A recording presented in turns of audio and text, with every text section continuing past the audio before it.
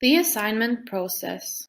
Before starting a global assignment, several factors have to be considered and planned by companies in order to ensure that all processes run smoothly. This is called pre-assignment and relocation. The first step for a foreign assignment is the selection of a suitable expatriate. This process is handled quite differently by the companies. Nevertheless, in the majority of companies, expatriates are selected by the corresponding business unit, and the responsible business managers are involved in the process of planning. A clear structure or procedure for the selection of a particular employee is not apparent. The future employment status of the expatriate has to be considered as well. Among other things, there is the possibility of maintaining the status in the home country or changing it to dormant and establishing a new employment relationship abroad. You can even terminate the employment relationship in the home country and establish a new one in the host country. However, the most common method is to maintain the home country status without establishing another host country employment relationship. For companies arises the question of the occurring costs of sending employees on assignments. In around 63% of the organizations surveyed, a cost estimate is drawn up before sending the employee abroad, to provide an overview of the financial consequences of the deployment. This includes, for example, expatriation allowances, taxes, and social security costs, and relocation expenses. However, it is important to note that these calculations are often very rough and cannot reflect the actual extent of the costs. An interesting fact is that the calculated costs do not influence the approval or execution of a foreign assignment. Instead, they are mainly used for budget planning. For a successful international assignment, not only the planning but also the preparation of the expatriate is important. In order to prepare the employees for their stay abroad and to be able to make necessary preparations such as house hunting or finding a school for the children, most companies offer their employees and their spouses a pre-visit in the host country. Language training and cross-cultural training are of great importance for expatriates in order to be able to settle in faster and become familiar with the expected culture. In most cases, family members also receive the offer of those trainings. One aspect that every expatriate will probably think about in addition to the new culture and probably the language is the relocation itself and the resulting costs. Almost all companies, however, take over the shipping of household goods and personal goods as part of a core relocation-related policy benefit. Any costs related to the housing situation in the home country, like house sale fees, property management fees, or losses due to the sale of houses, are usually not covered by the companies. However, the majority provide the employee with temporary accommodation, both in the home and host country. In addition, miscellaneous relocation allowances are paid usually based on a formula calculated with 10% of the annual base salary of the expatriate.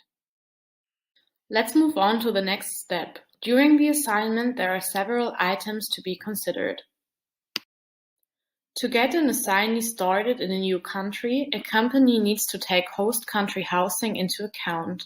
Because assignees often can be discouraged by the purchase of housing, companies have their own policies and provide suitable accommodation.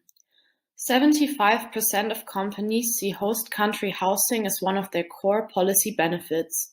Moreover, most either allow shipping the assignee's own furniture from home or secure furnished accommodation.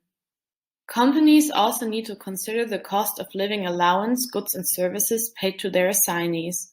This is an amount of money an employee gets in addition to his or her normal pay because the cost of living in a particular area is high. It's often provided as a core policy benefit. Types which are included in the standard policy are expatriate and cost-conscious, which are efficient purchaser indices. Over the last decade, there was an increase because organizations look for opportunities to reduce program costs while still providing the allowance to assignees.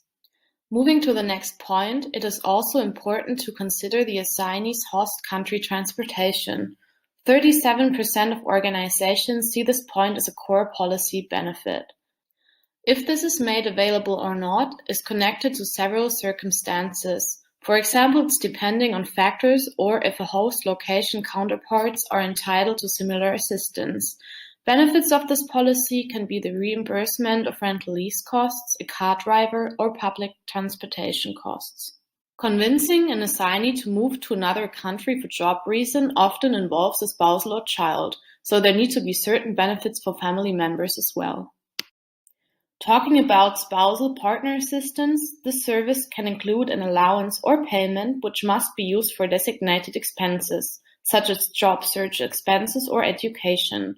Furthermore, there is work visa assistance at a host country or job search assistance.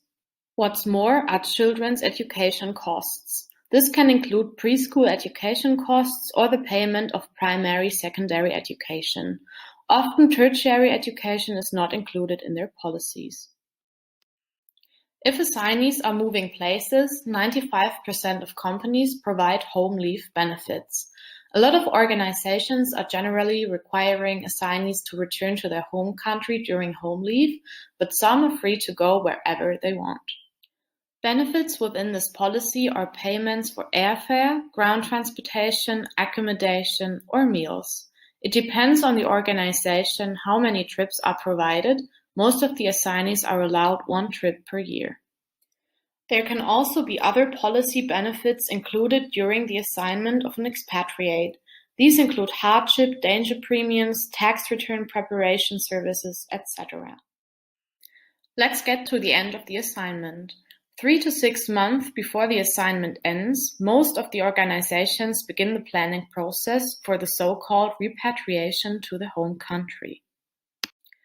There are several repatriation benefits provided, like relocation travel, shipment of household goods, tax consultation, and temporary living. 60% of the companies claim to offer various financial support for relocation.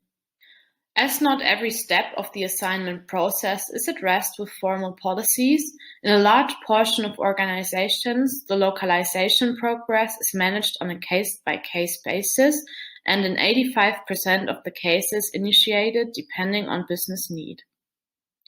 During localization, the most commonly maintained benefits include tax preparation services, host country transportation, and children's education assistance. How long does the assignee receive benefits? 50% of participants phase out benefits over a 1 to 4 year transition period. Why do some assignees leave the organization after the assignment?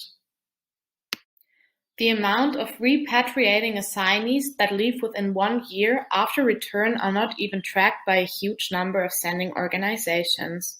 That's why reasons cannot be identified to their full extent.